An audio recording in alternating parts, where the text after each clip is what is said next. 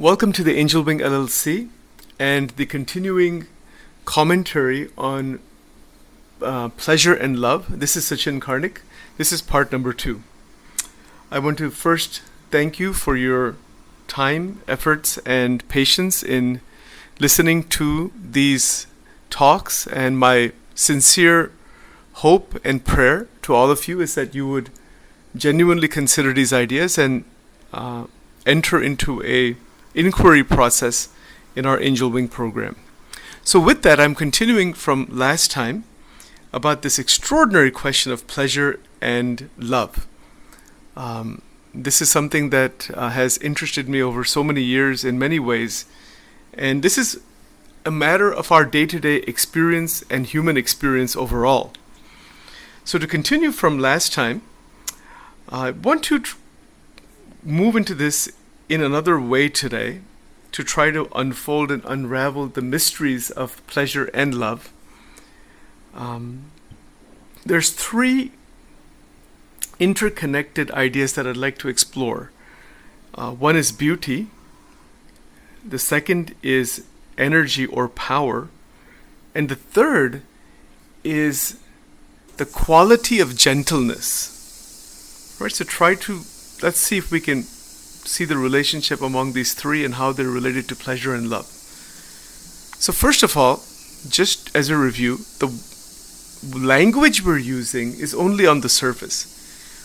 The language and words that are in sentences that Sachin is speaking now, the actual truth or reality is non-verbal.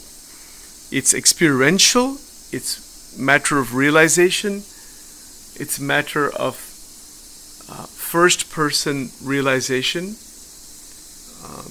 Difficult to describe what that is exactly.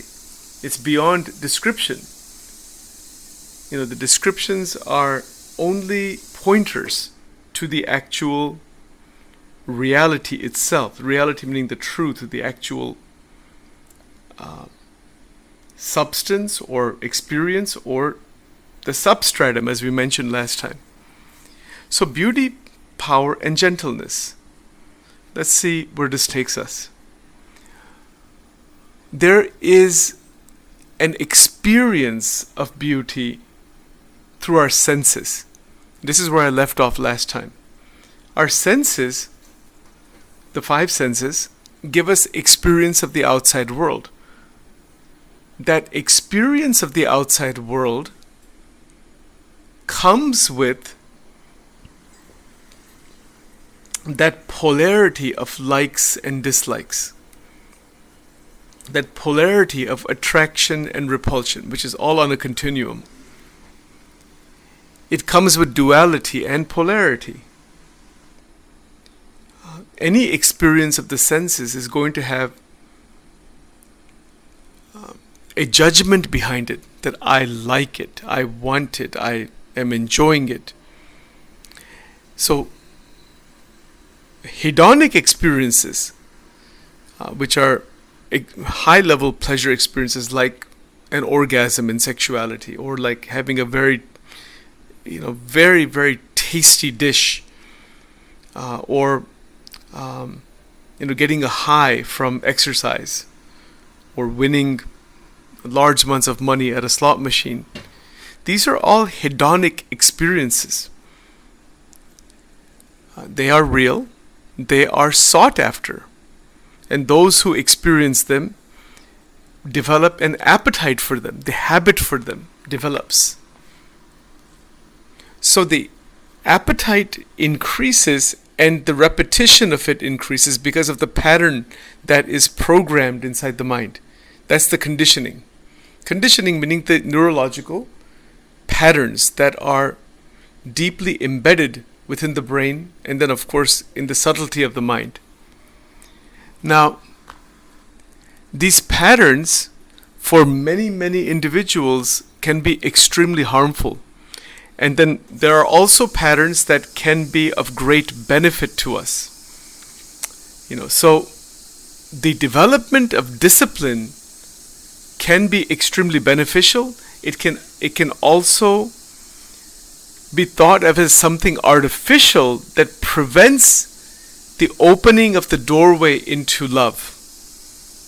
So discipline is like a two-sided coin. It's, there's two sides to it. One is that there's a really beneficial side that helps us in our day-to-day life. But there's another side to it, that discipline that is contrived, that is based on tremendous amount of control, can create the oscillation effect of suppression versus indulgence. And when one tries to stay away from those hedonic and deeply pleasurable experiences, after some point, after some time, they come back with a great force because the pattern asserts itself mentally. There's the wanting of that experience again.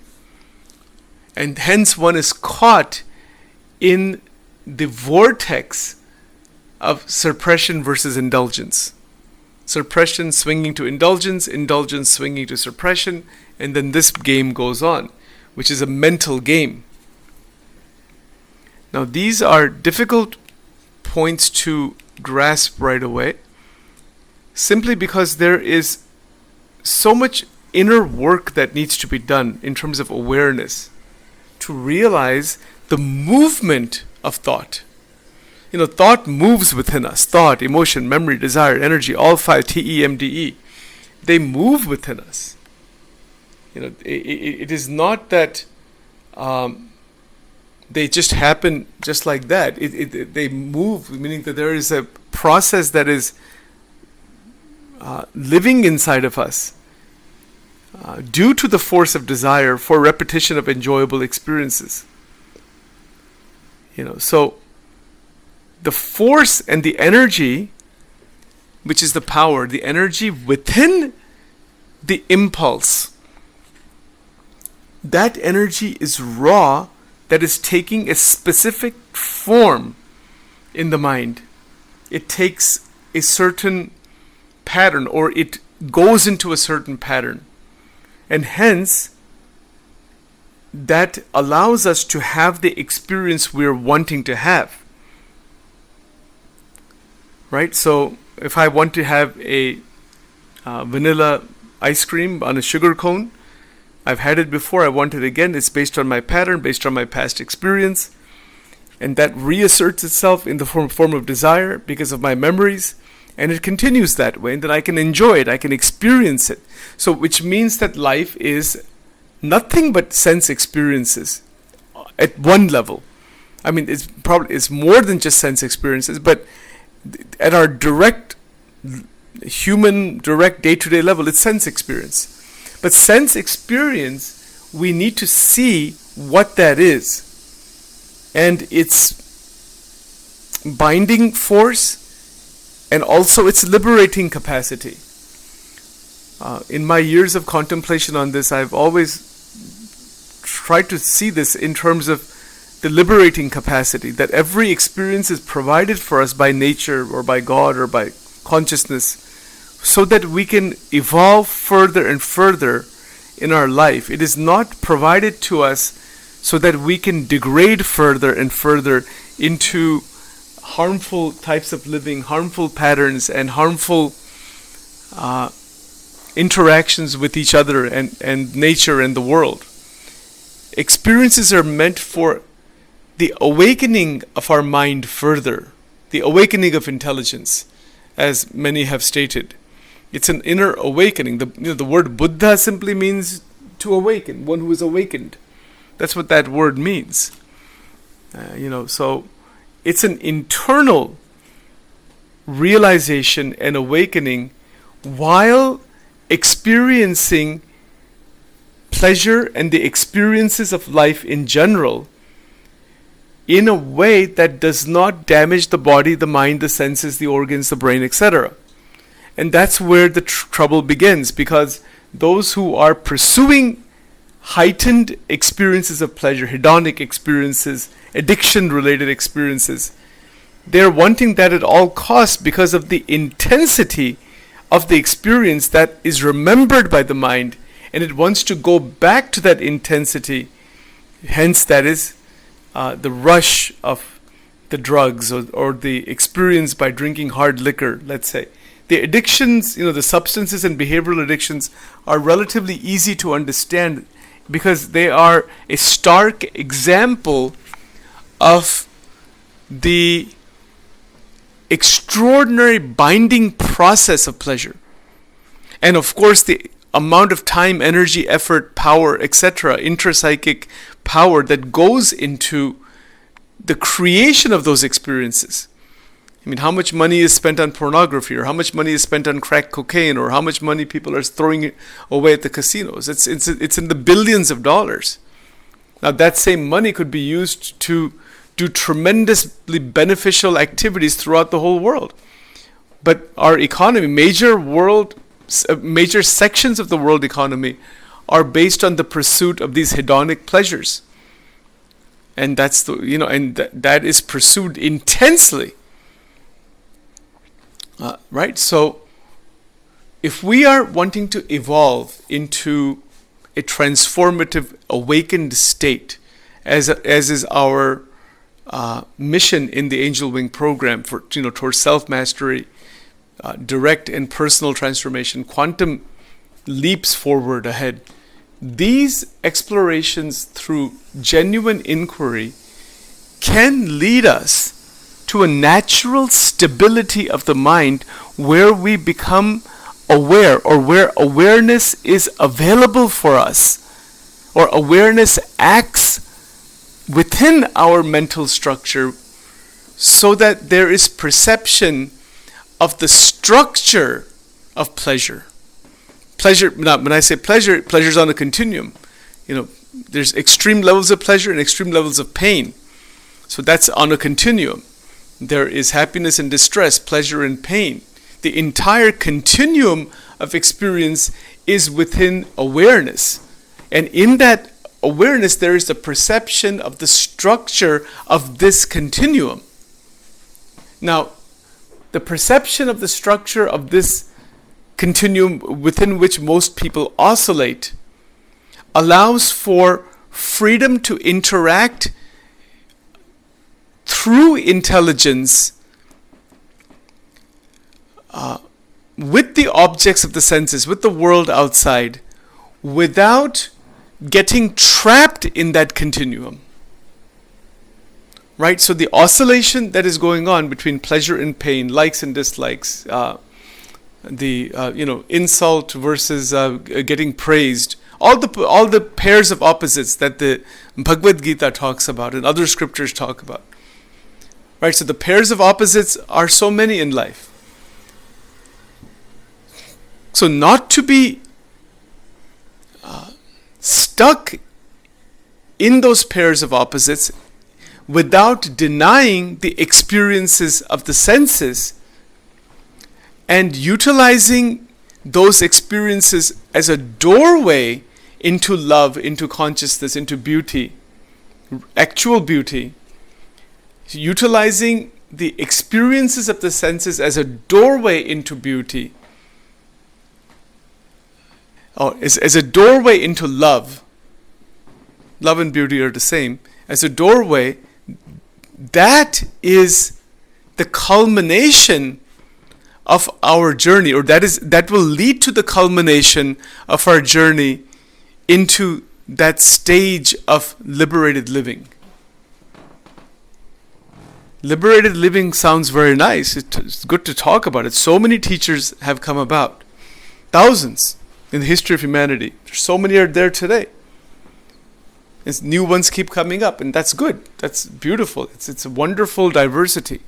Many ways to go about this.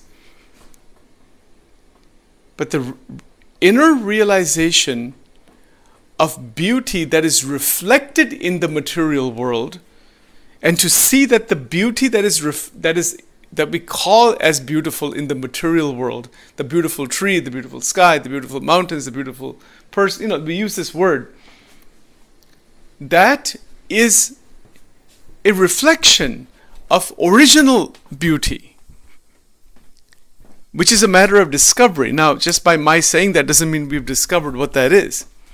It is a reflection of something that is first of all, it's not a thing, but of consciousness, of truth, consciousness, bliss. It's a reflection of something that is extraordinary, or some state that is extraordinary. We can call it God or consciousness.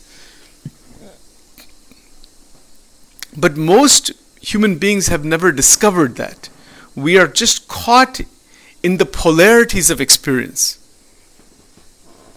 And that leads to a tremendous amount of binding within the experiences. The experiences of life are the experiences of life. But there is a significant question for all of us regarding the binding aspects of experiences. And then, of course, the repetition, the demand for their repetition. Now, in my mind, I'd like to differentiate between two types of repetition. One type is a functional, interactional, good quality, healthy, that actually energizes the 12 dimensions of our life that we talk about in our PTP program. And so that type of repetition is very, very useful, helpful, and can actually promote a great deal of well-being. You could hear that bird chirping. I just came outside here. It's great to be in nature. Particularly in the summertime when it's not too cold and all that. Natural living is the best. There's nothing like that. To be in touch with nature, that is a doorway.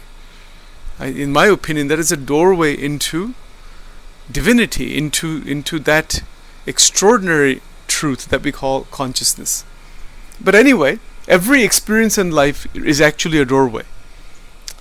So anyway, as we examine our day-to-day experiences, we also are faced with the fact that we are going through the cyclical states of waking state, dream state, deep sleep state. Right? And so Vedantic masters talked about this extensively, and even if they didn't talk about it, they have. But this is our experience, right? That's what we need to look at. That's what we need to see. Right now it's evening time. It's almost like 7 p.m. It's Thursday evening, and it's very pleasant outside, and the sun is going to set in maybe another 2 hours or so, and there's a lot of beauty, all around. So again, it raises very, very interesting, exploratory, inquiry-based questions. That what is beauty? I'm looking at the trees right now. I'm looking at some houses. I'm looking at some people walking. There's some cars here. I'm just outside my house right now. I'm not in the park, but there's a lot of greenery here, and so there's beauty, definitely. There's a serenity. There's a certain peace and order in the way that things are structured just outside my house. I can see that, but the fact that I can see it would mean that order, that experience, that beauty, that good quality experience is because of my state of mind. If the state of mind is disturbed or agitated or fearful or whatever, the whole experience gets contaminated. It changes.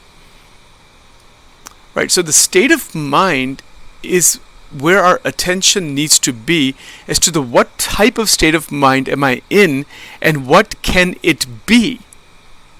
That is a question. What is my state of mind now? And this is interesting because when we created the 30-day workbook, Dr. Chaitanya Kripalu, she had put a question in there. What am I feeling right now? What am I thinking right now? There were some questions like that in there. So what is my state of mind right now? And that's awareness. It's a state of mind. It's not a permanent state. It is a state. It is a certain state. To be aware of that. And then the experiences in the present, it's the embrace, as Dr. Berman said yesterday in her beautiful exposition, the embrace of belief, but I'm going to use that word in a little different way here, the embrace of the present experience of life. It is what it is. It is right. It is the existence of experience in all five senses.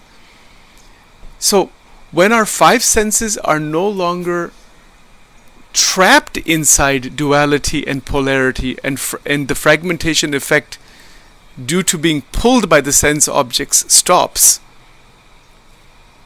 then the senses can potentially be extremely alive.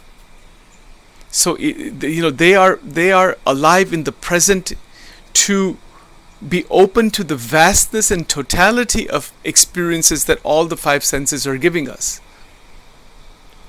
rather than the mind bringing its clutter, its programming, its conditioning, its worries, fears, tensions, etc. into the direct first-person sense-based experience.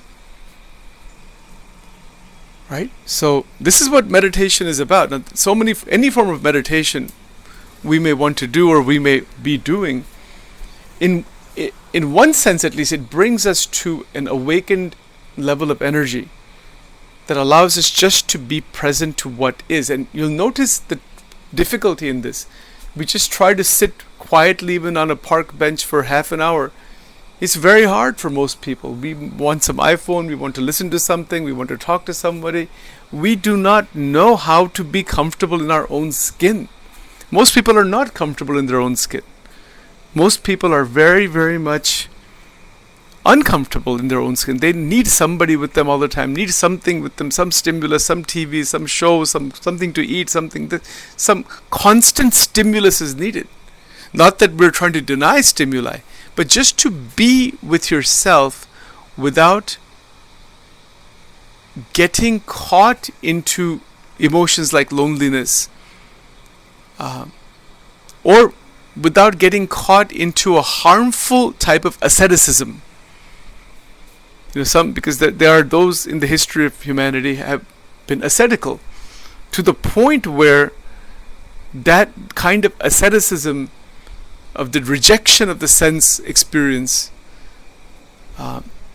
it damages the capacity of the mind. It doesn't allow the mind and doesn't allow the senses to flower and to open completely. It causes a tremendous amount of restriction that may lead nowhere. And the Bhagavad Gita talks about this. There's a couple of verses about this that come to my mind. I won't go into that right now. I'll just give you the gist of it. But mind that is still filled with desires, revolving, but it's just controlled and suppressed, that's not going to help. On the other side, individual that is just hedonic, going from one place to another, one experience to another, like an animal, like a rat, that is just addicted to different types of water infused with drugs. They would prefer that and nothing else. Those are experiments done with mice. How are we different from that if we're going to live that kind of life?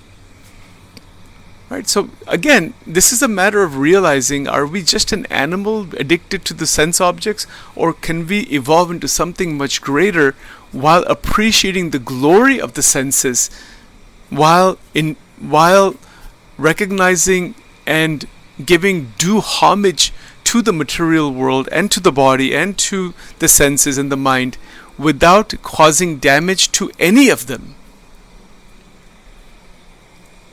This is the real question for all of us with regards to our angel wing guiding lights, guiding principles. We are trying to explore what is human upliftment. We are trying to explore how we can evolve ourselves further and further. And to do this, these types of conversations, dialogues, explorations, inquiry-based meditations, etc., are extraordinarily beneficial. And this takes time. It's not that Sachin is trying to convince anybody of anything. This is my own reflection for myself. It is a sharing with love and affection with all of humanity. And that's what we are encouraging each person to engage genuinely in inquiry, patiently, take some time behind this, spend some time in this, come to our Sunday dialogues. You know, it is also a mistake, I think, in many ways for anyone to think, well, I'm too far evolved just to talk to ordinary people about these things. I think that is a ridiculous idea. That there are, unfortunately, people of that type who have this type of ego. Oh, I already know all this thing. You see, this is not that can be a major block. And then there's also those who, on the other side, say this is all too difficult. I just don't want to do this. Then we're also not taking the opportunity. Every opportunity for inquiry is great. And then the ability to meet people where they are in their own way is something that we all need to develop and to be more aware of. I mean, if Sachin here is going to talk to a teenage kid about this, I have to talk to them based on their mindset and who they are, and get to know them and respect them and learn from them also. It would be a massive mistake for me to think, well, I'm 53 years old. I've been doing this for such a long time. I know this and I know this, and the I just gets inflated. If I'm talking to a 13 or 14-year-old middle school teenager about balancing one's life, having a nice, beautiful conversation, I'm also there to learn from that individual. I'm not there to just, throw stuff on that person's mind. And this is how growth in families and in friend circles and in communities can actually occur, or it can actually take hold by a growth-oriented, a learning-centered mindset. A mindset that really harnesses respect and love and affection. Then we can listen to each other. Then we can grow together. Then we can glow together.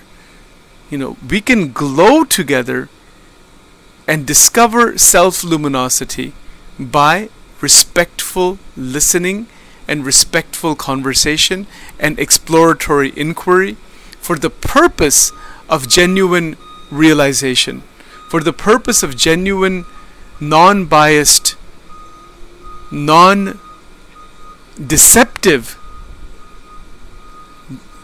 inner and external development. So these are continuing exploratory thoughts on pleasure and love. We'll go into this in many, many ways. There's a lot to be said. I mean, there's no end to how much has been written on this from every area. Neurological, biological, psychological, the different teachers in all the different religious traditions, other traditions. There's a massive, voluminous amount of material written on all this. But that also will not help us until and unless we can actually realize truth directly from within.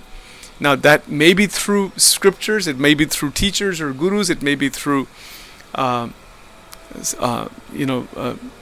other way, or it may be without all of that. It's up to you to discover and decide which way you want to go and what is resonating with you and what is happening on a day-to-day basis. Right, so with that, I want to wish you all well, and we want to continue this exploration. I'll continue to create these recordings. This is just my commentary. You are encouraged to create your commentaries. We're all in it together. But I really would encourage each person to actively listen, actively discuss, actively inquire, actively share your thoughts. You can certainly put them on the Angel Wing a WhatsApp group. You can put them. You can send them to me by email in the Angel Wing email, and we can always put them on the website. We can put them as if you want that. It's up to you. If you don't want that, that's fine. Right. So with that, I wish you well. We'll continue part 3 next time. Thank you so much.